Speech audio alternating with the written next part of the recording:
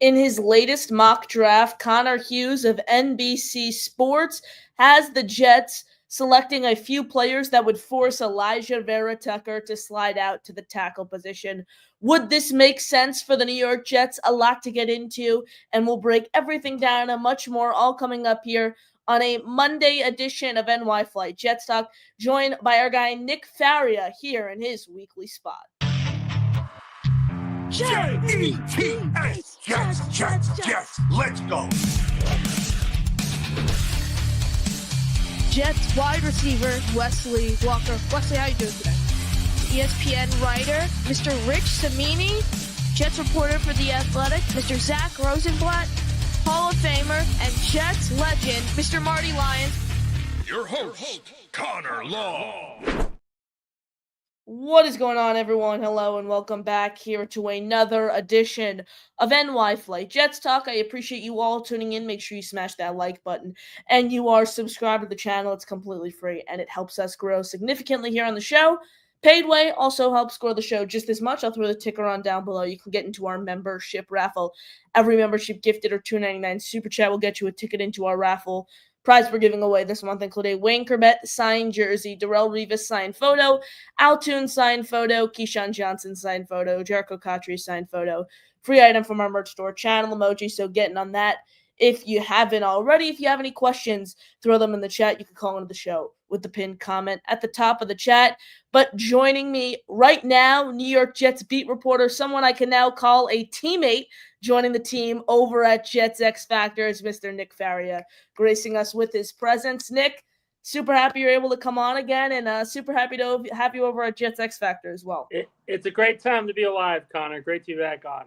For sure. I appreciate you hopping on with me, as always, Nick. And I think we're going to dive right into it. The Connor Rogers, mock draft that came out today for NBC Sports, a 3-round mock, and the 3 players he had the Jets selecting: Tyler Warren at pick number 7, interior defensive lineman Tyleik Williams from Ohio State in the 2nd round, and interior offensive lineman Tate Retledge from Georgia in the 3rd round. And then looking at that plan, Nick, he did include that this would mean Elijah Vera Tucker would slide out and play the tackle position, with Retledge coming in and being a starting guard for this team.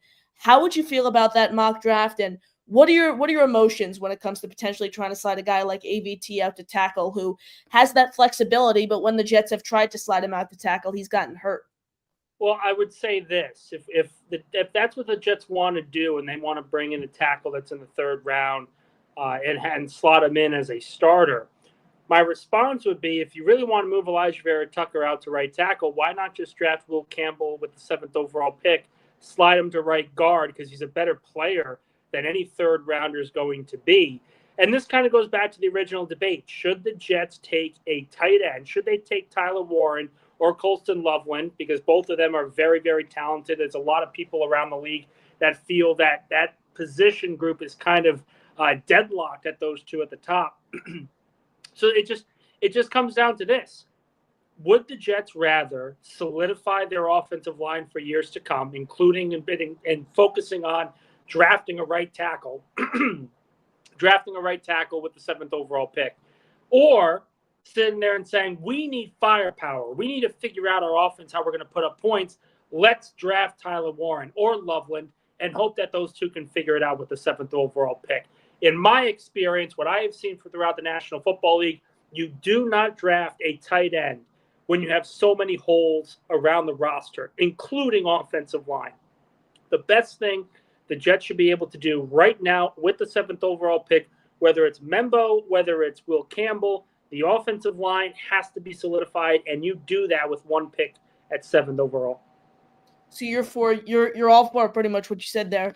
In the somewhat of minority, because I'm in the boat along with a lot of other Jet fans that we want someone who's going to be a playmaker, someone who's going to come in and make plays with the 7th overall pick. You're more big on building the trenches, trying to get that right tackle in the building who's going to solidify your entire line, because right now, entering the season, the Jets have 4 of the 5 pieces in place for their offensive line. Do you not look at someone, for example, a Rutledge in the third round, Ozzie Trapillo from Boston College in the second or third round is also someone else I really, really like. You don't think the overall value from the position of need at right tackle overall is better there, the overall draft value better there than trying to get your wide receiver 2 in the building, for example, and a Ted McMillan, who, in my eyes, would be a perfect complement to Garrett Wilson? No, and here's why. So Aaron Glenn became defensive coordinator for the Detroit Lions in 2021, I believe, where he came with Dan Campbell. Do you remember what the first round pick was that Detroit made in that draft? Was it Jack Campbell? It was Penny Sewell, baby. Oh, Penny Sewell. Jack Campbell and Gibbs were in 22, yeah. The left tackle moved to right tackle. And Detroit, going into that year, had an established offensive line. It wasn't a bad offensive line, but it wasn't exactly an elite group like they have now. The draft pick of Penny Sewell completely fundamentally changed the future of the Detroit Lions. Conversely, we can look at what the Cincinnati Bengals did. The Bengals took Jamar Chase over Penny Sewell. What's been their biggest problem now for 5 years? They can't protect Joe Burrow. They haven't been able to protect Joe Burrow. Solidifying the offensive line is the most important thing a team that is not contending can do for the future of the organization. It's important to remember, are the Jets going to be Super Bowl contenders this year? Most likely not. I think if you can get to 9-10 wins, that's a great season, and that puts you on the right path. But in order to establish a winning culture, the only way you can do that fundamentally from the beginning is by developing an offensive line that becomes one of the better ones in the National Football League. Remember, the last time the Jets were great, and I mean great, was 2009, 2010. The one thing that stood out about those teams outside having an elite defense was the fact that their offensive line bullied people down the field, whether it was LT running the ball, Thomas Jones, it didn't matter. They were getting 4, 5, 6 yards a carry. You solidify your offensive line, you give yourself a chance to win games, even with mediocre to below average talent as a receiving core at the tight end position. My focus always will be, if you're a team like the Jets and you have all these holes, all these things you need to figure out, you can sign or draft late round targets that can help you solidify the receiving core for a year. When you have a chance to pick the offensive lineman, take the offensive lineman. My question to you, Nick, then, when you brought up the Jamar Chase, Penei Sewell comp, who would you rather start an organization with? For example, if you have a franchise you're trying to build from scratch, who would you rather have? Like, looking back, do you think the Bengals regret drafting Jamar Chase over Penei Sewell? No, right? Like, you mentioned offensive line being their biggest problem, but Jamar Chase is one of the reasons that Joe Burrow was able to stand out and be a top 3, top 5 quarterback in this league. Like, it goes hand in hand in that sense. But also at the same point, okay, maybe they don't regret it, but could they have a Super Bowl win right now if they had an offensive line that could protect Joe Burrow? Not if they didn't have Jamar Chase. They have T. Higgins. They had Tyler Boyd. They had the receiving core to do it. They had the quarterback to do it. Look, if the quarterback is a franchise guy that I keep hearing, they should be able to elevate talent. That's all I hear about quarterbacks nowadays. And if that's the case, Joe Burrow's the top guy that's got to be able to do it. He can win without Jamar Chase. What he can't win is without an offensive line. That is always the barometer of an elite quarterback struggling. Look at Patrick Mahomes in the Super Bowl. He didn't have the offensive line, and the Chiefs got decimated. The offensive line has to be solidified. Now, Nick, my next question to you, you mentioned franchise guy. My mind goes right to the quarterback position. There's talks with the signing of Justin Fields. Some are out there saying Jets, it's officially off the table. They're not taking a quarterback in the first round. Others say it still is on the table. Maybe Shedeur Sanders falls on draft night. Maybe Darren Muji and Aaron Glenn fall in love with the Jackson Dart. Any shot the Jets, like if you had to put a percent on it, what is the chance the Jets take a quarterback at 7 overall? I say 15%. Very, very low. Okay. I truly, truly believe they're going to take an offensive lineman, whether it's Campbell, whether it's Membo. Aaron Glenn understands the importance of having a complete offensive line, a starting offensive line that's working together consistently. And this is still going to be a very young group. Olaf Fashanu, Elijah Vera Tucker, Tippmann, and this new guy coming in, whoever it is, they're all going to be under 27, 28 years old. This is a young group that you can develop for years to come. That's a positive for the Jets moving forward. I look at it in that way where, do you take the quarterback now? If they fall in love with a guy, of course. But if they fell in love with a guy, they would not have given Justin Fields starting caliber money, even if it was a bridge starting quarterback money. You don't have a guy come in and he sits the bench with a $20 million contract. Conversely, and I think the other point that needs to be key is this: Justin Fields chose the Jets. I think he would not have chosen the Jets if the team did not have simple guarantees in place that he would be the starting quarterback and he would have a long leash during the season. In Pittsburgh, he had 6 games, and then he was benched for Russell Wilson because that was always going to be the plan. He was essentially told, "Listen, you can do whatever you want, but you're still coming out the minute Russell Wilson's healthy." He didn't want to have to go through that again. So the fact that he chose the Jets, to me, tells me that the Jets went out and said, "Listen, you are our guy for 2025. We'd like to see what else you have, in the coming future. If you play well, we'll talk about next year and everything like that. But you don't draft a quarterback in the same year. You have those kind of guarantees. You have that kind of conversation with Justin Fields." For sure. And again, I agree 1000%. I feel like you pretty much take your swing on a guy in Justin Fields who Aaron Glenn and Darren Muji are gambling on his potential, his athleticism, his upside at 26 years old. He hasn't shown that he is able to consistently win at the NFL level. He hasn't shown he's a top quarterback in this league. I think Aaron Glenn and Darren Muji, by signing him to this contract, are hoping he's that guy. And I've said it all along, Nick. Whoever the Jets draft, they're going to draft a quarterback high, whether it's this year, they all catch us by surprise, or next year. Whoever that is, Aaron Glenn and Darren Muji are tied to that quarterback success.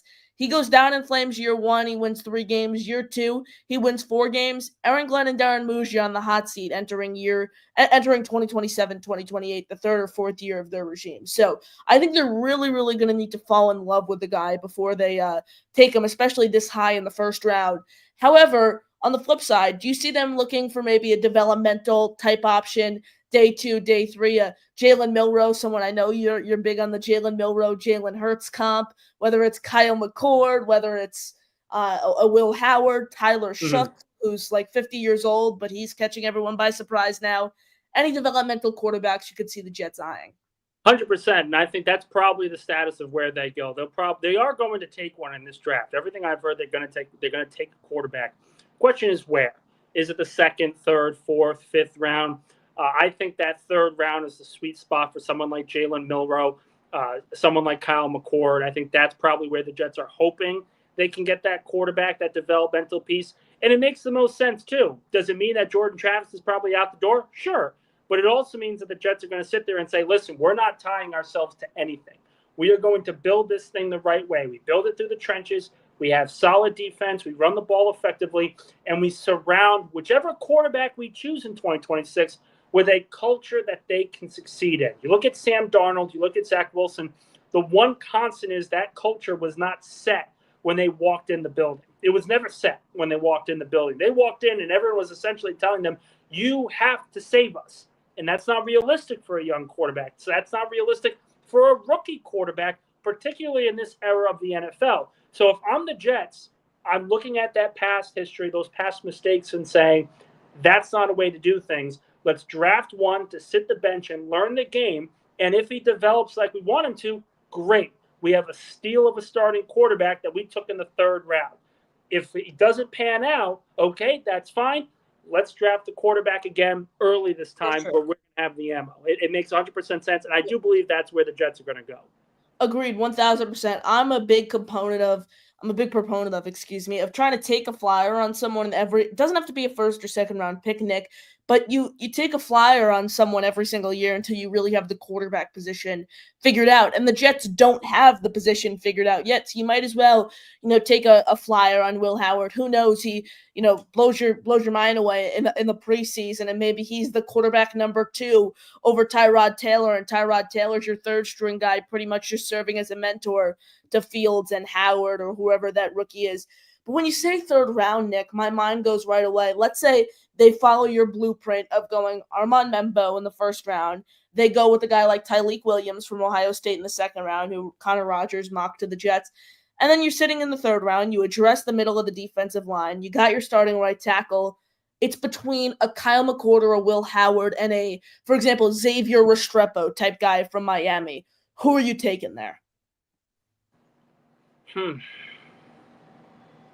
I don't know. I don't know. I think it's too early to tell. I also think the Jets wouldn't know at this stage of the operation. They still have to go through their pro days. They have to still go through their top 30 visits. And you're starting to see in the NFL that top 30 visits are becoming very, very important to some teams. Look at Philadelphia. Every single time they have a top 30 visit, there's a very good chance they are going to draft that player and draft that player high. That's what they did with Quinyon Mitchell. They had that with Cooper DeJean. Both of them were top 30 visits. Philadelphia ended up drafting both of them. Same thing with Jordan Davis. Same thing with Jalen Carter. You're starting to see top 30 visits become a level of importance. And we already heard today that the Jets had a top 30 visit with Quinn Ewers. He's another guy that you could potentially take a look at in the third or fourth round.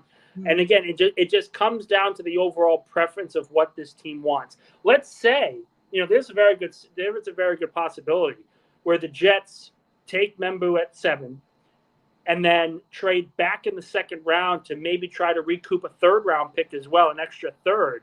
And then you can take a guy like Elijah Arroyo, the tight end from Miami, take a quarterback and a defensive tackle in the third round, and now you're stockpiling picks and players from a solid draft class. It may not be as talented as last year, but there's still some talented and deep players in key positions. For sure, 1,000%. You mentioned Membu. You mentioned some quarterbacks there. Brady Cook is someone who's been floating around as potential undrafted name, drafted type guy. Could you see the Jets maybe go Membo in the first round and then draft a guy like Brady Cook in the 6th or 7th round? They have that chemistry together, obviously, from Missouri in college. Do you think Cook is a draftable guy and someone who could potentially throw in that list as well? 100%. You got to remember something else. The Jets, if there's one thing they do better than most other teams, it's identifying undrafted talent. And they've been doing that for a very, very long time. Obviously, the newer ones, Bryce Huff, Tony Adams. But you go all the way back. I mean, Robbie Anderson was an undrafted guy, and he turned out to be a very good receiver. I look at where the Jets are. They're going to find talent in this draft. Darren Muji, his entire MO has been finding talent in the draft. Look at what the Denver Broncos have done. They started out, and they were going through the longest playoff drought of their franchise's history. George Patton, Muji, this front office organization, they essentially retooled from the draft, and now they are more talented than they have been in close to a decade. That Denver Broncos team is young, very talented, and well coached. I think they're going to be a team to watch in the AFC West, but that's kind of the mantra. You need to find players, not only early, but in the later portions of the round, finding these undrafted free agents. I think he's certainly going to be a possibility, and I look at where the Jets are right now. I think everything's going to be on the table. Are there any under-the-radar positions, Nick, that you're circling and you could see the Jets? Maybe it's a position that no one's talking about. You could see them targeting, or maybe a position you could see them doubling up on in the draft. Or any of those position groups catch your mind and fit that criteria? Well, I think if there's any position group that they're going to double up on, it's the defensive line. Like I said, the offensive line's been pretty established. They need to find the right tackle. I think they get that in Membu. But the defensive line's a big question mark, and it's not just because you have Quinnen Williams and a bunch of guys at defensive tackle. That's going to be an obvious focus. But what happens at edge is going to be very interesting to me because right now the Jets are looking at things where Jermaine Johnson and Will McDonald are going to be the top guys, and you're hoping that Jermaine Johnson comes back at 100% immediately to start the season. Jet fans have told me that they should not take an edge rusher simply because they have Jermaine Johnson and they'll be fine. Yeah. I think that's a very dangerous game because Achilles injuries, as we saw with Aaron Rodgers last year, that doesn't mean just because they're 100% doesn't mean they're going to be back to their full strength at the beginning of the year. The one thing I've heard from doctors repeatedly, ACL and Achilles injuries, it's a 2-year recovery. The first year you try to get back, you get trust in your leg, trust in your movements. That second year is when you get back to your full health from where you were before the injury. Jermaine Johnson is not even a year in, so he is going to have to develop that trust very quickly. If I'm the Jets, I look at that as a situation and say, let's double up at edge. Let's bring in more edge rushers so we can have rotation to make ourselves one of the more formidable defensive lines once again. It was just a couple of years ago where this defensive line was one of the best in football. Joe Douglas gutted it with a machete because he wanted Hassan Reddick, he wanted to take a flyer on him, and then realized he didn't have enough money to pay him and John Franklin Myers. That JFM trade is one of the worst of his era. And I certainly think that if you're Muji and you're Aaron Glenn, Yes, solidifying the offensive line is important. But point number 2 is making sure that your defensive line is good enough as well. Right now, I don't think they are. So I expect some double ups and even some early picks along the edge and interior of the defensive line. 2 words, Nick. Zadarius Smith. Make him a New York Jet. Familiarity with the scheme. He's gonna give you a massive boost when it comes to sacking the quarterback. He's had double-digit sacks the past few seasons. Great against the run. I think people were in love with Jermaine Johnson and Will McDonald because they're these big names who are gonna go ahead and sack the quarterback on third down and bring the punting unit on the field. I think it's easy for people to forget that Will McDonald has struggled mightily against the run his entire NFL career.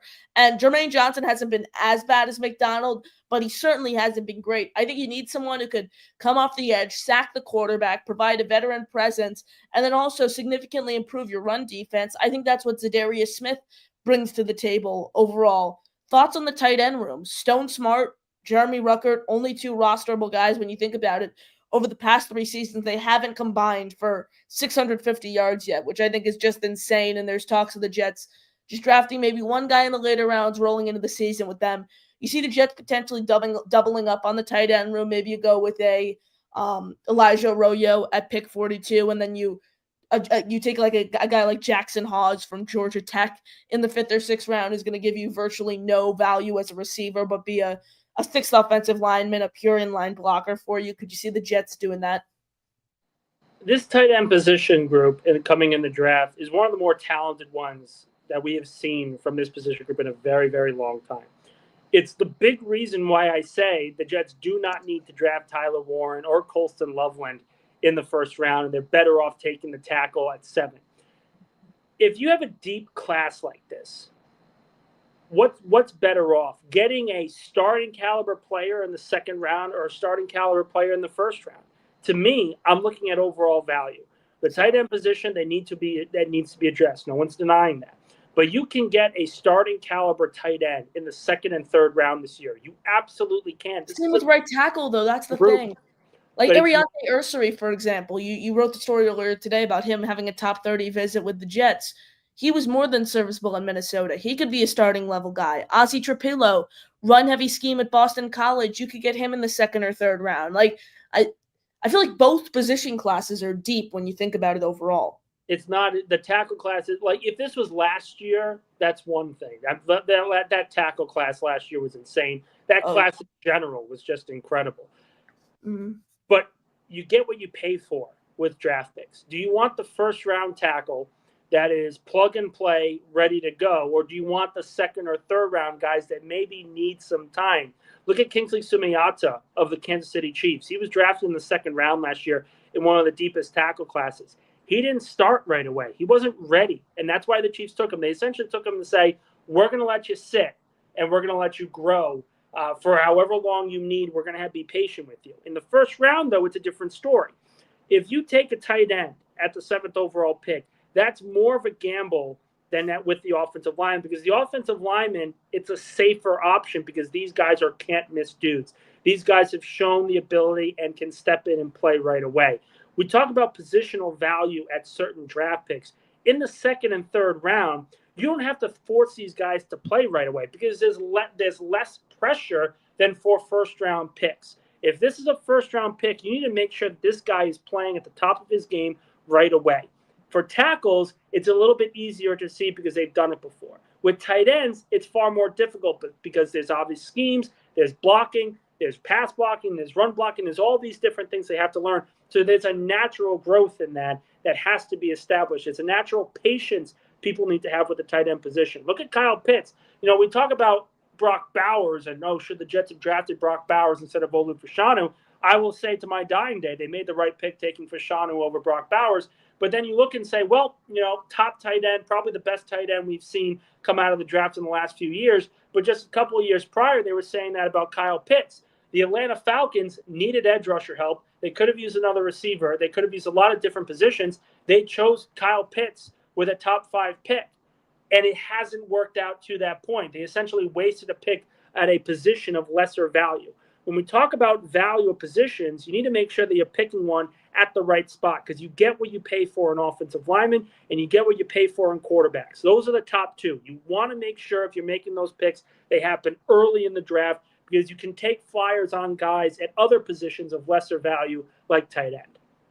Appreciate you all tuning in. Smash the like button, hit subscribe. Nick Faria, Connor Long here with you, Monday edition of NY Flight Jets Talk. Can't thank you guys enough for tuning in. Nick, I appreciate you hopping on with me as always. You got any final thoughts here before we let you go? Any fun articles that you're cooking up on Jets X Factor over the next few days? All I'll say is if you like the Jameis Winston signing for the New York Giants, stay tuned. We're going to be comparing the quarterback situation of New York teams, and good God, it is ugly. I saw you were working on that earlier today. I'm looking forward to when it comes out to whenever it comes out. I'm looking forward to seeing the comp there because you got Jameis Winston, Tommy DeVito, and the New York Giants compared to Justin Fields. I would take the Jets quarterback room way over that in a heartbeat. Maybe I agree with you. Maybe it's for a different reason. Nick, appreciate it as always. I appreciate you all tuning in. Nick and Connor signing off here on the show. JTS Jets. Appreciate it.